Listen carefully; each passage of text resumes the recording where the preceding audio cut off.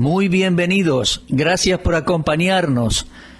Antes de comenzar con nuestro estudio de la Palabra de Dios, vamos a orar. Amado Padre, nos acercamos a ti en el nombre del Señor Jesucristo y guiados por el Espíritu Santo para agradecerte y alabarte por la gran salvación que nos has dado, por toda la abundancia de tu misericordia, por tu amor, por todo lo bueno que has derramado sobre nosotros, tanto en el pasado como ahora en el presente. Y te rogamos que nos hables a través de este programa. Te agradecemos por cada oyente. Y si alguien que nos escucha todavía no ha sido salvo, Señor, te pedimos para que este sea su día de salvación, confiando en Cristo como Salvador personal. Oramos también por tus hijos, Dios, nuestros hermanos, para que tu palabra sea de bendición y de edificación. Y Señor, ayúdanos hoy a tomar decisiones que nos ayudarán a vivir mejor para ti. Oramos por nuestros amigos que están desanimados, por los ancianos, por los débiles, por los que están en hospitales y geriátricos. También te agradecemos, Señor, por la correspondencia que recibimos de nuestros amigos que están en sillas de ruedas. Que este ministerio sea de gran bendición para ellos hoy. Te lo pedimos en el precioso nombre de Jesucristo. Amén. Bien, amigos, abramos nuestras Biblias en Éxodo capítulo 20. Observemos el versículo 14. Vamos a considerar el séptimo mandamiento. Dice, no cometerás adulterio. Uno de los milagros de las Escrituras es su aplicación para cada condición, cada pensamiento, cada intento y deseo de la humanidad, desde la caída del primer hombre hasta los últimos que vivan en una habitación terrenal. Uno de los milagros ha sido que ella, la palabra, no cambia con el paso del tiempo. Sabiendo lo que hay en el hombre, Dios no expresó este mandamiento en términos inciertos.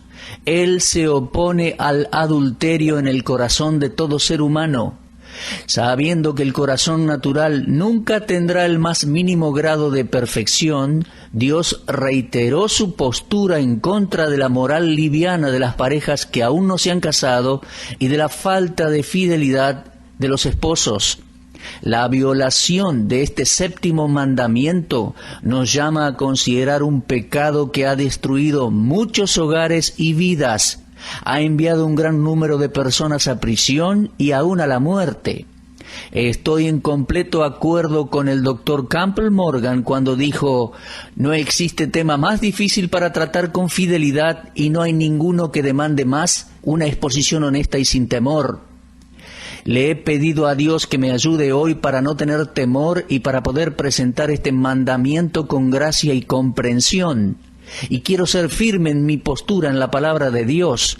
El adulterio puede definirse como infidelidad sexual o una violación del lecho matrimonial. En las Escrituras, cualquier forma de lascivia, impureza, idolatría o apostasía era considerada como adulterio. Una alianza impura era considerada como adúltera aun cuando no hubiera relación sexual. Dios es representado en el Antiguo Testamento como el esposo de Israel, mientras que Jesucristo en el Nuevo Testamento es el esposo de la iglesia que redimió. Por lo tanto, cualquier infidelidad a los votos o cualquier pensamiento o hecho que menosprecie la ética cristiana se denomina adulterio. Pero sin duda, el pensamiento conectado con el séptimo mandamiento se refiere específicamente a la infidelidad sexual, y es uno de los pecados más viles y prevalecientes de nuestro tiempo. Bajo la ley mosaica era considerado un crimen castigado con muerte inmediata. En Levítico 20:10 leemos así, si un hombre cometiere adulterio con la mujer de su prójimo, el adúltero y la adúltera indefectiblemente serán muertos. Levítico 20:10. Cuando la relación sexual sucede entre una pareja de solteros, se llama fornicación. En Efesios 5:3 leemos, pero fornicación y toda inmundicia o avaricia, ni aun se nombre entre vosotros, como conviene a santos. En Primera de Tesalonicenses 4:3 leemos: pues la voluntad de Dios es vuestra santificación, que os apartéis de fornicación.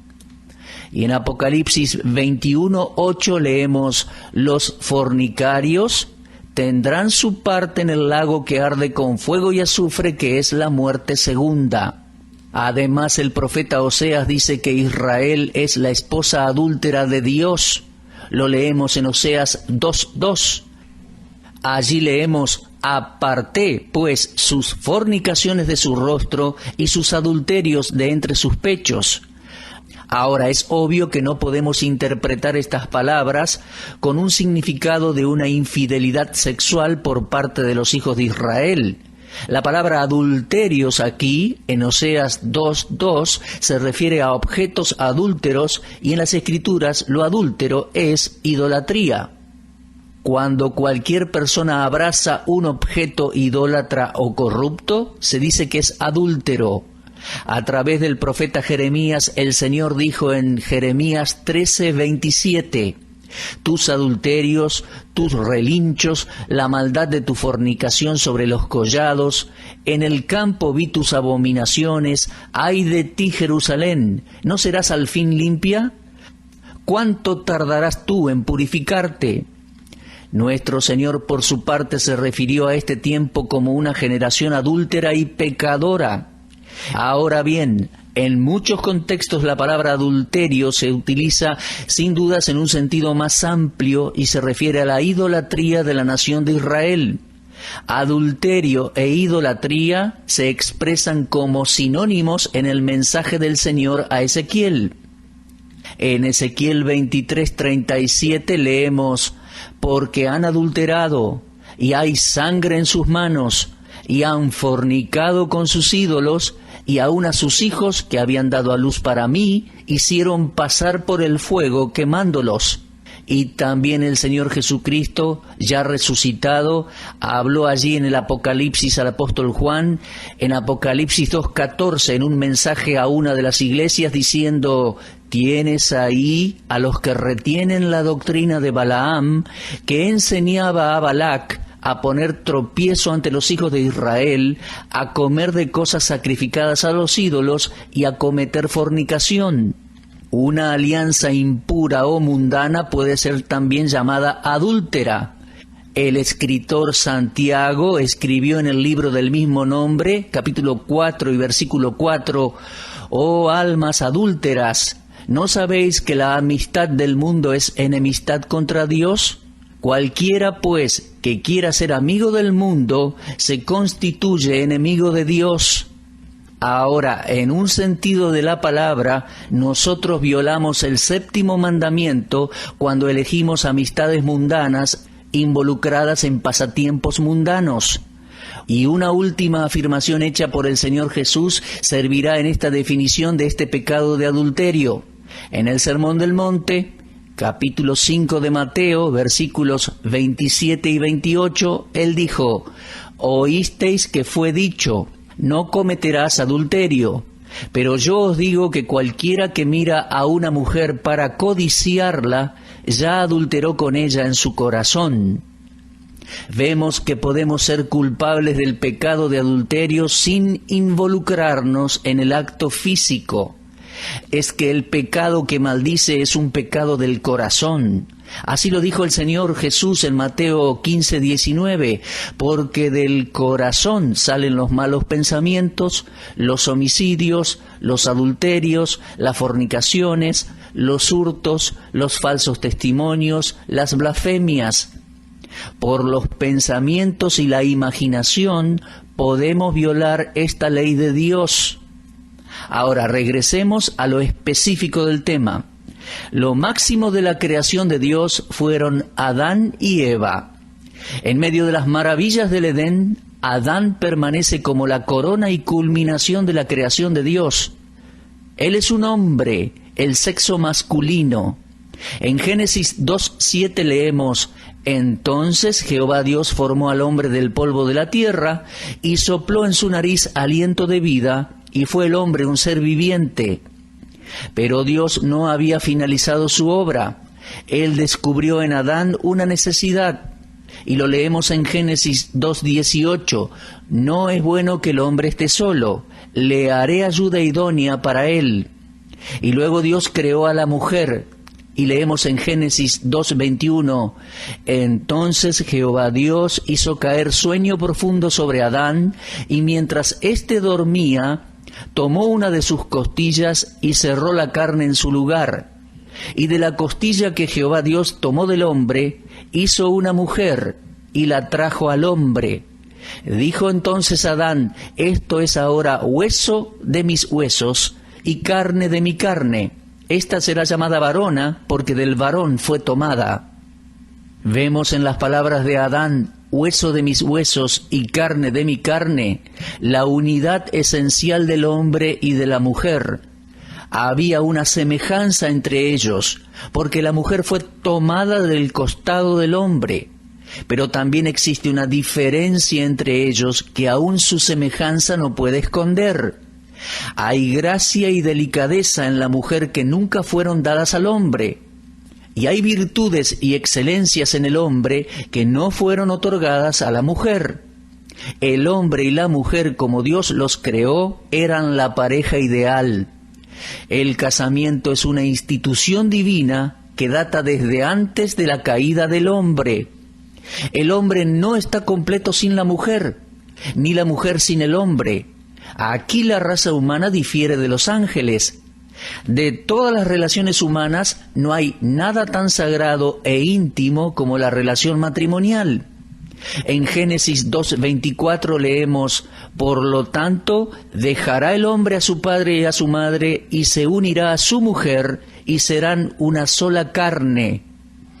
El hombre y la mujer fueron unidos físicamente por Dios, por lo tanto, nadie, excepto Dios, puede separarlos. Es una unión de por vida, y el voto matrimonial dice: hasta que la muerte nos separe.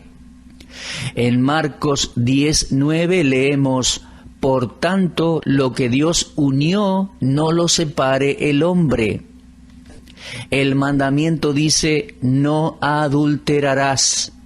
Amigos míos, este mandamiento fue dado por Dios para proteger lo sagrado del matrimonio. La libreta matrimonial dice respecto al matrimonio: el santo estado del matrimonio, instituido por Dios, adornado y hermoseado por la presencia de Cristo, del cual el apóstol Pablo dijo que debe ser honrado por todos los hombres. Muchos han estado ante el altar matrimonial escuchando el punto de vista de Dios sobre esta santa institución solo para desertar en los años posteriores. Cuando Dios dio a Adán su esposa, había un solo hombre para una sola mujer. Y ese era el ideal de Dios de un matrimonio perfecto, una esposa para un esposo y no más. La bendición de los años que le siguen, la armonía en el hogar y el futuro de la sociedad dependen del punto de vista del hombre respecto a esta unión indisoluble. Hasta que el pecado entró en las vidas de Adán y Eva, la idea de la separación no había surgido jamás. Su pecado fue una violación de una ley de Dios, y esto incentivó al hombre para que rompa otros mandamientos de Dios, y por lo tanto la consiguiente violación de la ley matrimonial con el correr de los años y siglos. Los privilegios del sexo en el matrimonio son sólo para ser disfrutados por las parejas legalmente casadas. Hacerlo fuera del matrimonio sería profanar el lecho matrimonial. Es a esta provisión que se refiere el séptimo mandamiento. Pero aún así, la fornicación y el adulterio son pecados comunes hoy en día. Existe lascivia tanto en los jóvenes como en los adultos. Las enfermedades venéreas se han esparcido por toda la tierra. La decencia y la moralidad son tan ignoradas que el porcentaje de nacimientos ilegítimos aumenta grandemente. Tenemos informes de oficinas de diversos ejércitos y allí se nos dice que No se aceptan hombres con enfermedades venéreas, aún entre los que recién fueron reclutados, pero existe un gran número que se han infectado de tal manera que el ejército tiene un alto porcentaje de muertos por enfermedades venéreas. En vista de tal transgresión a la ley de Dios, nuestros países solo pueden esperar el juicio de Dios. Tanto los casados como los solteros son igualmente culpables en esto. Y esto pinta un futuro oscuro para la forma de vida en Latinoamérica. Con una futura generación que surge en medio de tal degeneración se puede esperar el juicio del Dios Todopoderoso. También la pluralidad de compañeros en el matrimonio es una violación del séptimo mandamiento. Leemos en Mateo 19, 3 al 8, que los fariseos vinieron a Jesús con el tema del divorcio para tentarle y provocarlo, y esto es lo que le preguntaron. ¿Es lícito al hombre repudiar a su mujer por cualquier causa? Él respondiendo les dijo, ¿no habéis leído que el que los hizo al principio, varón y hembra los hizo, y dijo, por esto el hombre dejará padre y madre y se unirá a su mujer y los dos serán una sola carne? Así que no son ya más dos, sino una sola carne. Por tanto, lo que Dios juntó, no lo separe el hombre. Y le dijeron, ¿por qué mandó Moisés dar carta de divorcio y repudiarla? Y él les dijo, por la dureza de vuestro corazón, Moisés os permitió repudiar a vuestras mujeres, mas al principio no fue así. En la respuesta de nuestro Señor, Él enseñó claramente que en el principio de la creación del hombre, el propósito de Dios fue que ningún poder terrenal, ni ninguna ley hecha por el hombre, separara lo que Dios había unido. A pesar del hecho de que el pecado causó la caída del hombre, Dios no cambió en este tema. Amigos míos, la palabra de Dios nunca cambia. Sin embargo, Dios hizo una provisión por la cual un hombre o una mujer pueden separarse de su compañero o compañera adúltera. Y que se entienda bien que Dios nunca aprobó el divorcio. Cristo dijo claramente a los fariseos que Moisés permitió que repudiaran a sus esposas. Moisés lo hizo porque debido al pecado algunas veces Dios permite cosas que Él no permitiría si el pecado nunca hubiese sido cometido. La muerte de Cristo es un ejemplo de eso. Por sus transgresiones el hombre cayó y fue separado de la comunión con Dios.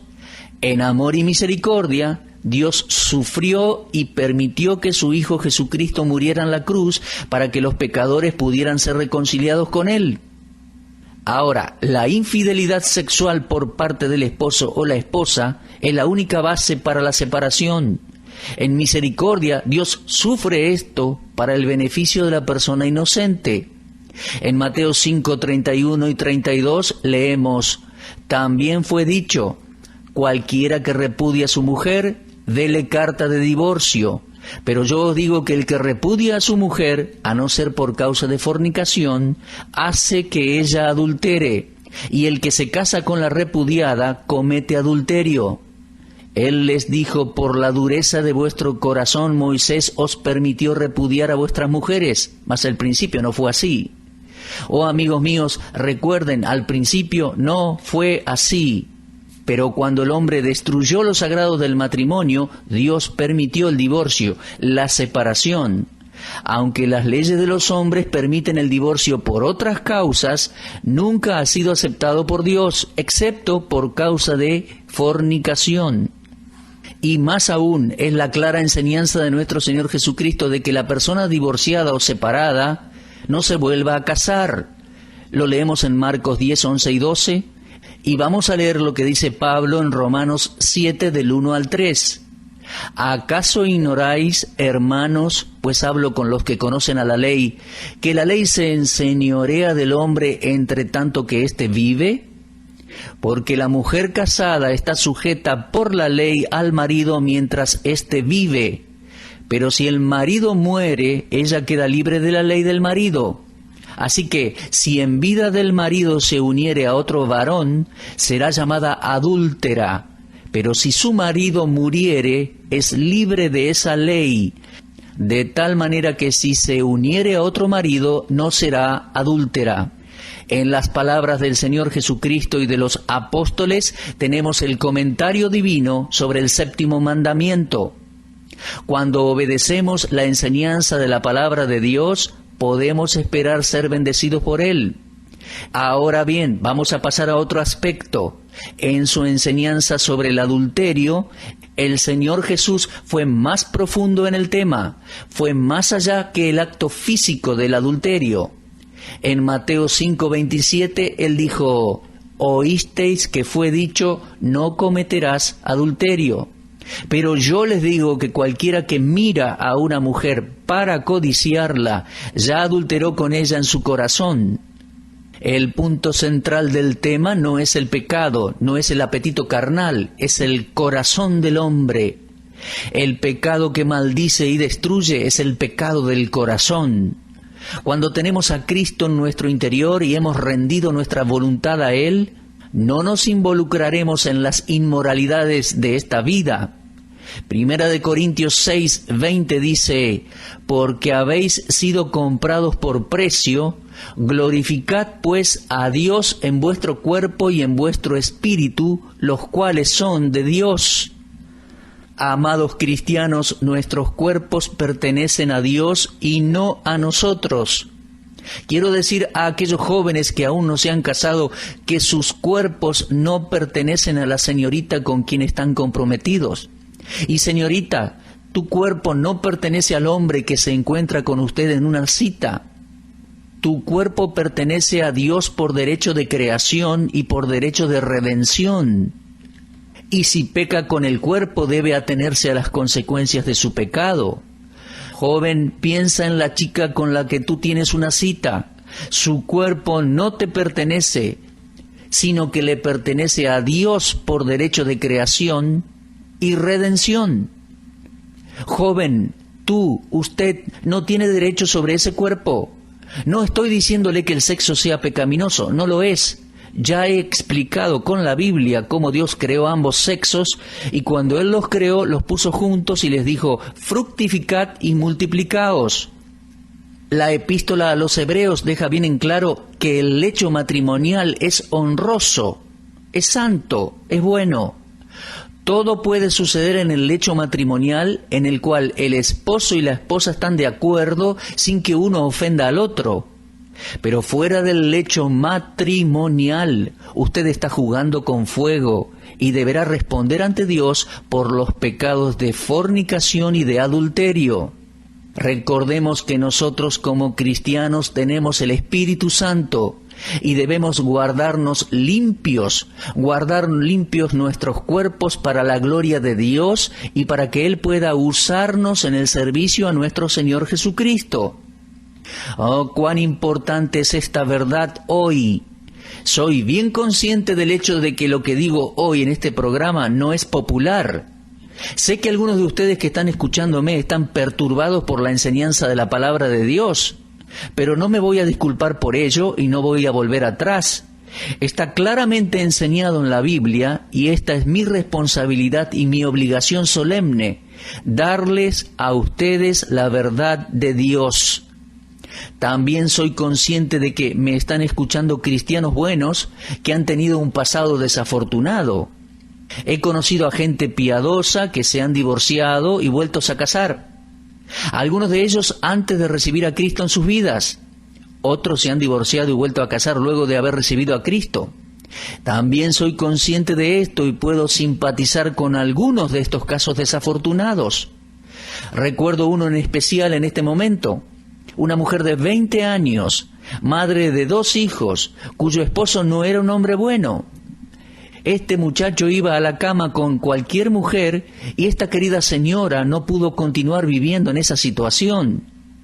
Yo puedo simpatizar con esta querida señora, pero debo permanecer en la palabra de Dios.